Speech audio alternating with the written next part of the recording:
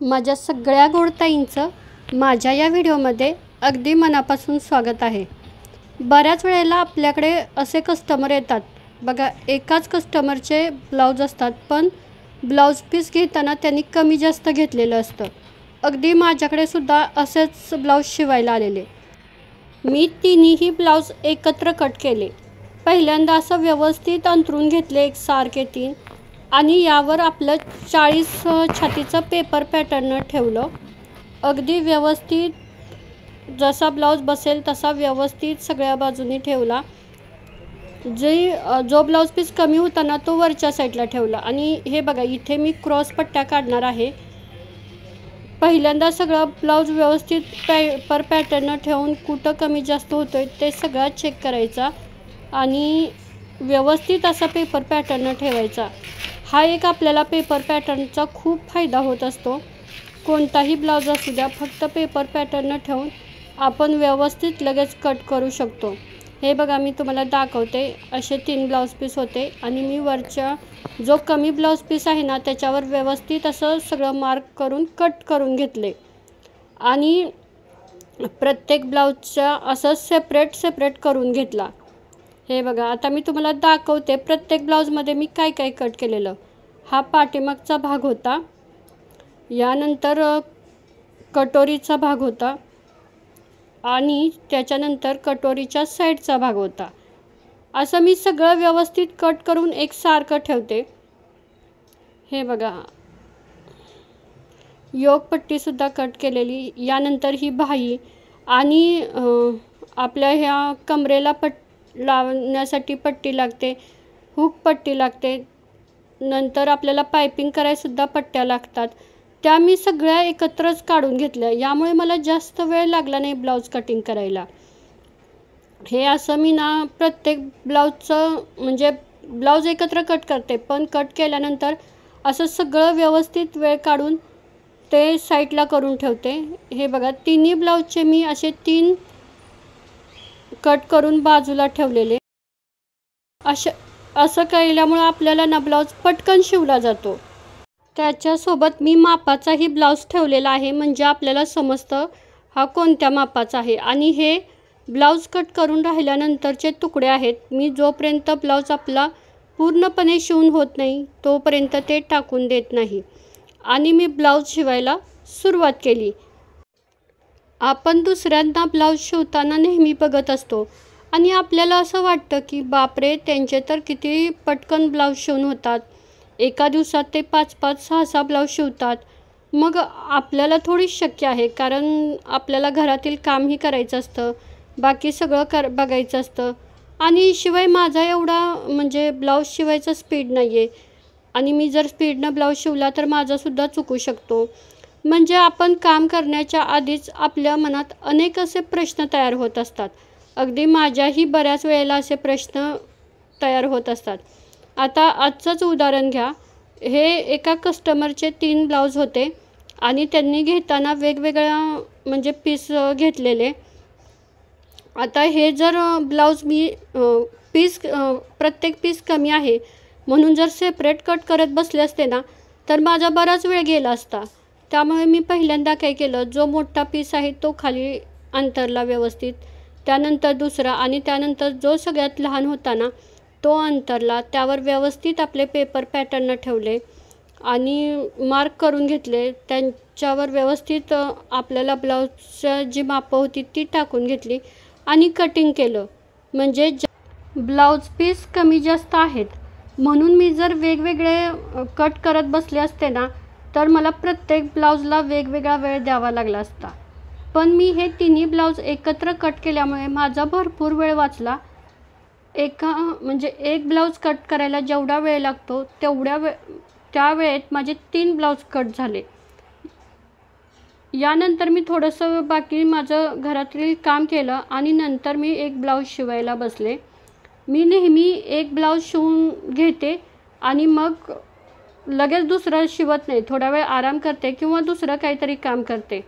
Continue मी मशीनवर कधीच बसत नाही, कारण काय होतं, पहिलं मी बऱ्याच वेळेला कंटिन्यू मशीनवर बसायचे. यामुळे मला कंबरदुखीचा खूप त्रास व्हायला लागला. तेव्हापासून मी काय केलं, एक ब्लाऊज शिवते आणि आपलं थोडंसं घरातलं काम करायचं किंवा थोडासा आराम करायचा. या ठिकाणी ना मी तुम्हाला एक अजून ट्रिक सांगणार आहे. पुढचा गळा आपला कमी जास्त होऊ नये म्हणून जो मापाचा ब्लाऊज दिलेला आहे तो घेऊन असा व्यवस्थित चेक करायचा आणि हे बघा लगेच दुसऱ्या भागावर सुद्धा ठेवायचा आणि तो सुद्धा कमी जास्त झाला आहे का तो चेक करायचा आणि जिथे झाला असेल तिथे चॉकनं असं मार्क करून जो राहिलेला भाग आहे ना तो असा व्यवस्थित कट करून घ्यायचा. याचा फायदा असा होतो की आपला ब्लाऊज जो मापाचा ब्लाऊज दिलेला आहे ना त्या ब्लाऊजच्या बरोबरच त्या पुढचा गळासुद्धा होतो. आज मी ठरवलेलं काहीही करून 3 ब्लाऊज हे कंप्लीट करायचे आणि व्हिडिओसुद्धा शूट करायचा आणि मी सकाळपासून व्यवस्थित असा ब्लाऊज कटिंग करून हे तिन्ही ब्लाऊज शिवून घेतले आणि सगळं म्हणजे स्वतः आरामसुद्धा करून. बऱ्याच वेळेला काय होतं आपण दुसऱ्यांचं बघतो, हां ते एवढे ब्लाऊज शिवत आहेत मग आपणसुद्धा शिवूया, आपल्याकडे सुद्धा कामाचा लोड असतो.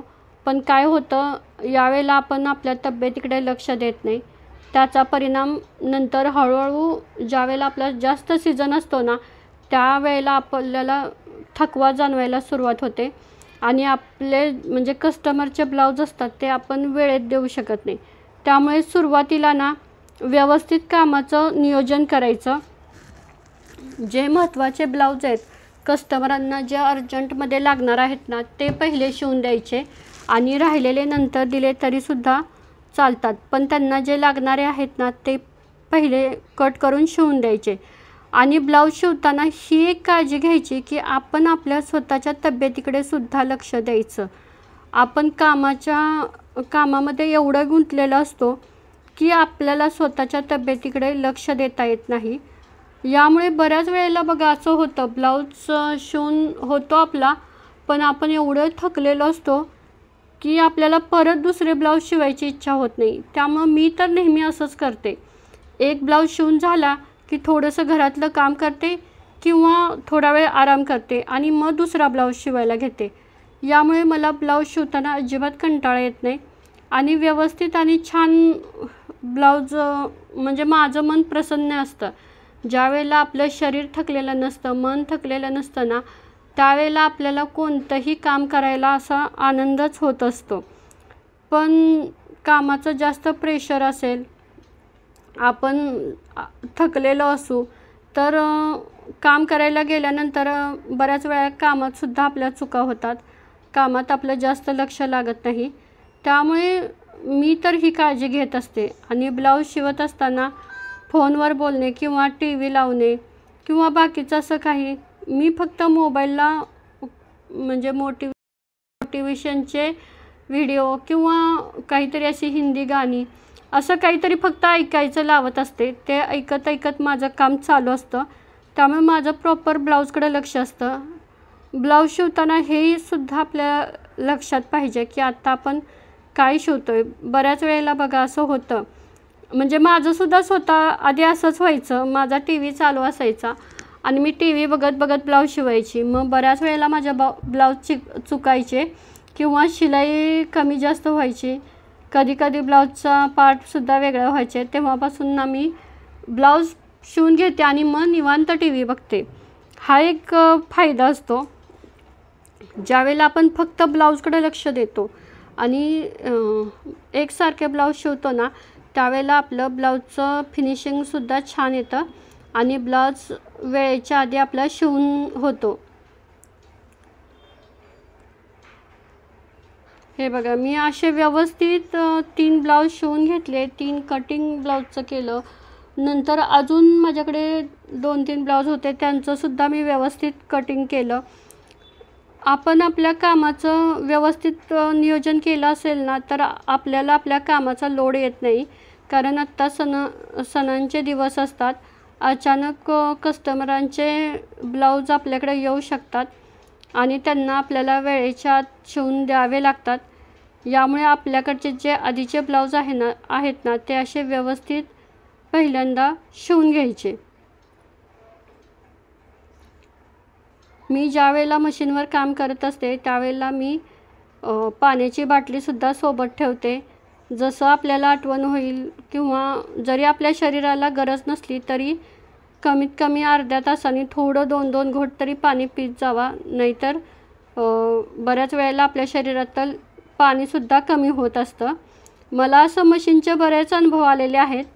मी सुरुवातीला अजिबात माझ्याकडे लक्ष देत नव्हती स्वतःकडे. फक्त मी मशीनचं कामच करायची. आता मी म्हणजे ब्लाऊज शिवून झाले माझे तिन्हीसुद्धा. हे दुसऱ्या दिवशी मी शूट केलेलं आहे, म्हणजे आज सकाळी. मी रात्रीच याला व्यवस्थित असं हुक लावून घेतले, हात शिलाई केली. हे बघा, हे असं व्यवस्थित चेक करायचं आपण ब्लाऊज कस्टमरांना देण्याच्या आधी. व्यवस्थित गळापट्टी आहे का, कुठे धागे असले तर ते कट करून घ्यायचे. व्यवस्थित ब्लाऊज आपला शिवून झाला आहे का, हे सगळं चेक करायचं. नंतर व्यवस्थित प्रेस करायचं. यामुळे शिलाईही व्यवस्थित बसल्या जातात.